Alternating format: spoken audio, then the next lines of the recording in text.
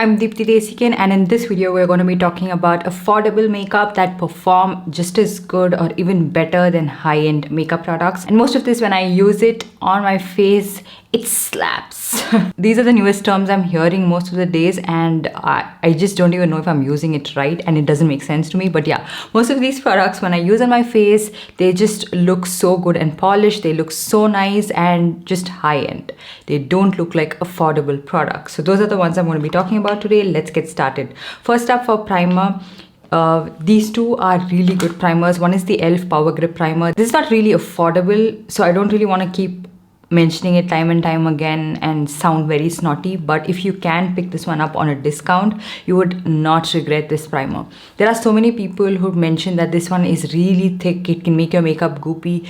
Less is more with this primer. You just need one pump, one tiny pump for your entire face, and that holds onto your makeup really well and gives you a beautiful dewy glow.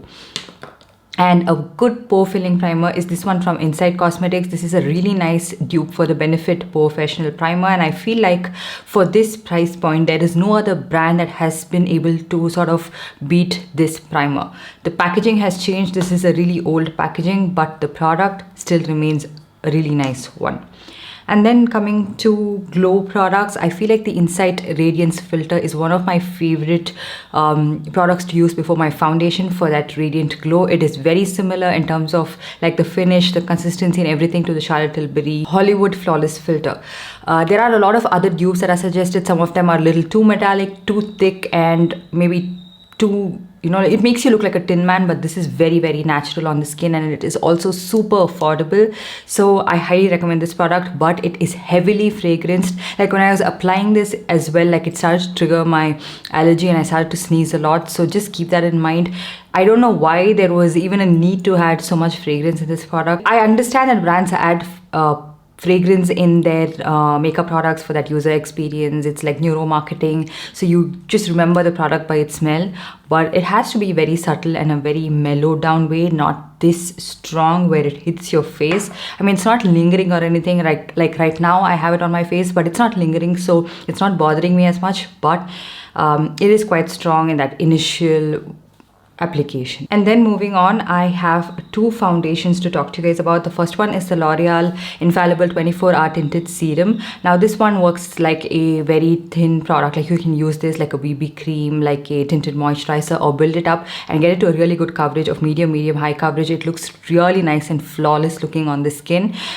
It works for pretty much all skin types, and you just have to prep your skin really well if you have dry skin, but it looks amazing and flawless on the skin, and I absolutely love this product. And because of the versatile nature of this product, it is also something that I really love, and the price point of this is so good. Another foundation that you can try out is the Mass High Coverage Foundation, but that is extremely matte, extremely full coverage, and it is for like those special occasions. I don't think it's a very good everyday product. In this video, mostly I'm mentioning products that you can use both ways, on a daily basis or on special occasions as well. This one looks really nice in photographs. It looks really nice on the skin, and it's a good product. And another one is this e.l.f. Soft Glam Satin Foundation. Again, not a very affordable one, but when you can pick it up on a discount, it is really nice.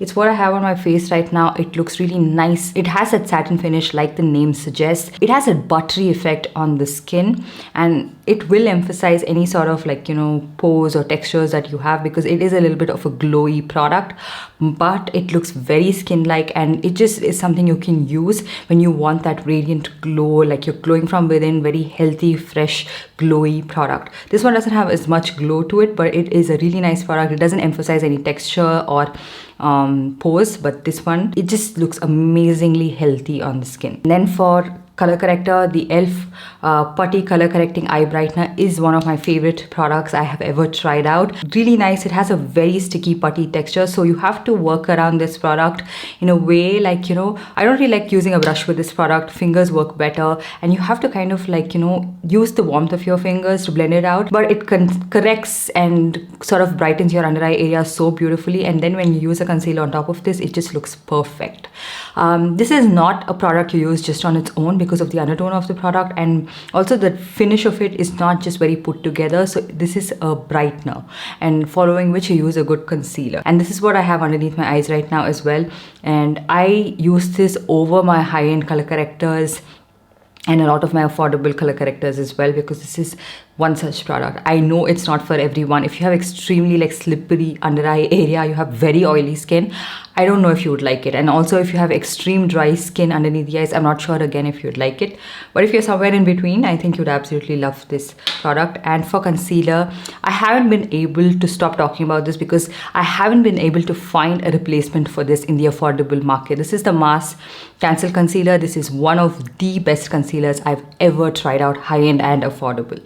It gives you really good coverage. It lasts really well underneath the eyes. It's not extremely matte but not extremely dry, and the consistency of this is also not very thick, not very runny, so it gives you really good coverage, and little goes a long way again with this, and you can blend it out so well. And sometimes, you know, when you feel like your concealer has faded away and you just want to fix your makeup, it again works really well for that purpose as well. The blendability of this is like a dream, and I absolutely love how it looks underneath the eyes. And for powder, you can try out this one. I'm not a very big fan of powders in general for my under eye area. I actually don't really even set my concealer, and a lot of you guys ask like, yeah, how does that work? How do you go about your day without setting your concealer? I just use a concealer knowing that, okay, this is the lasting power of this. It lasts me for this many hours. And so depending on where I'm going, how my skin is going to be performing, I know how the concealer is going to last. The minute I set my under eye concealer, I feel like most of the concealers fail and they start to split and look a little different. So that's the reason I don't really use powders. But if you want to use a good powder, especially if you have very oily skin, you want to mattify all over your skin but not add coverage as such, you can try out this Swiss Beauty Select talc-free powder. It's a very nice, softly pressed powder, and it's just like really nice to set underneath your eyes. It doesn't really have a lot of like white cast to it, but I wish they had come up with a banana variant of this, because that would have been really nice for a lot of different skin tones. And then coming to blush, the L'Oreal Lumi Liquid Blush is one of my absolute favorite blushes I have tried out of late. It is something that I expected to look very shimmery on my skin, but it doesn't look like that at all. It looks really nice, healthy, glowy, and it's just amazingly pigmented. You can build on it. It's very long lasting as well. And I have this one in the shade Worth It Medium, which is so beautiful on so many different skin tones. I have seen this one on, and this is my current favorite. It definitely does beat a lot of high-end blushes, and even in the affordable category, this is turning out to be one of my favorite blushes that I am reaching out for.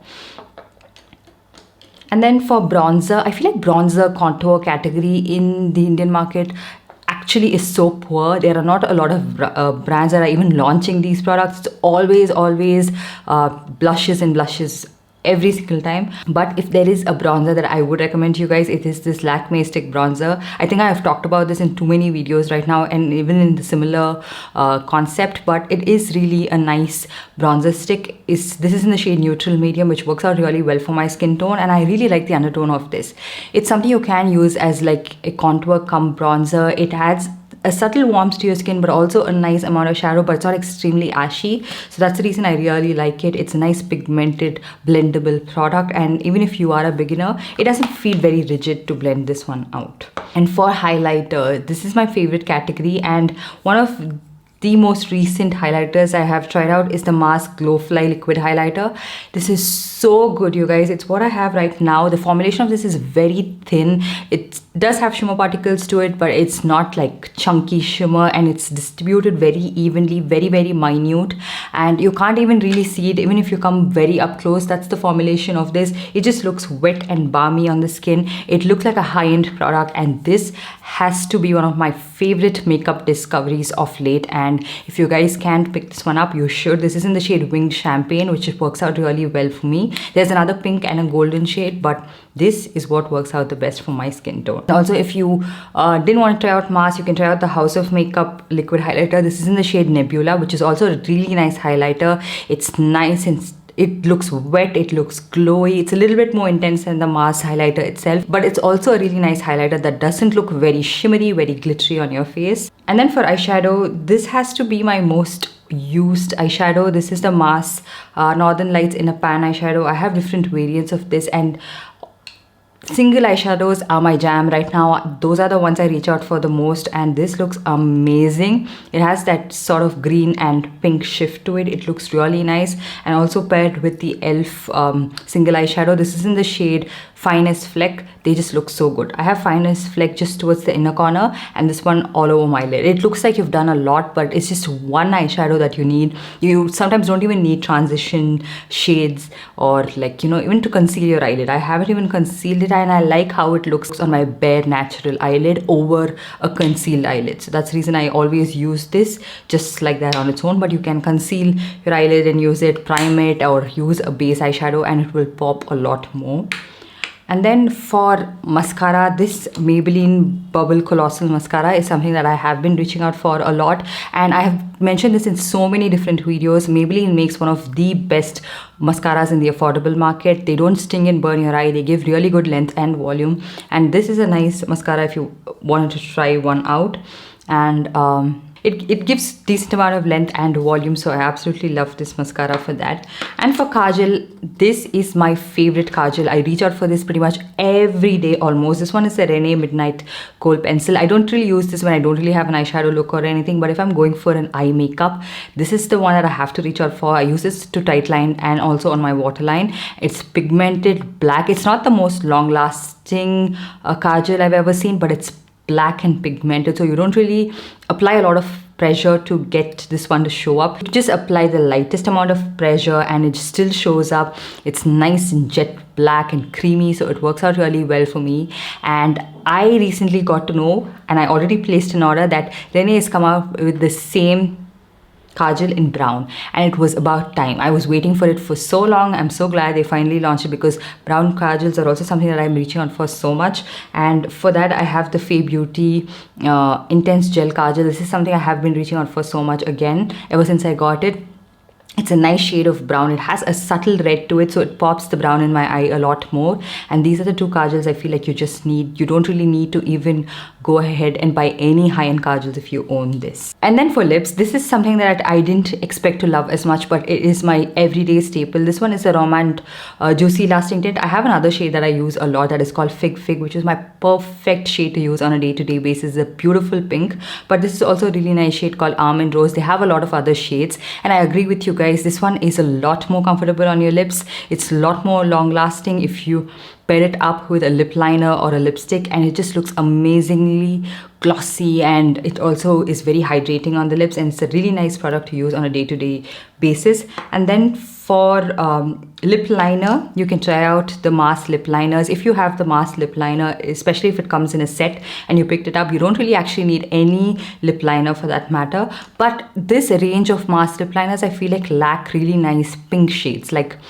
mauvey pink shades and sort of deeper pink shades. And then for lipstick, the Kiro Lush Moist Matte lipstick is one of the best lipsticks I own, and I'm telling this time and time again, even after updating my collection pretty much every single month. And with so much of makeup products that I have, I still reach out for this lipstick when I know I want something that is comfortable but, you know, sort of creamy matte, long lasting, doesn't suck the moisture out of my lips, and feel extremely comfortable throughout the day. This is something you can try out. The formulation on this one is so good, and so many people have told that, you know, when they have very sensitive lips, their lips are flaking and burning and all of that, they've used Kiro lip products and they just work out so well for sensitive lips. And then for a lip crayon, the Mars Won't Smudge Won't Budge lip crayon is extremely pigmented, matte, transfer proof, but can also be drying. They have really nice shades, especially the shade Girl Power is a beautiful brownish orange kind of a shade. It's really nice, but it's kind of drying.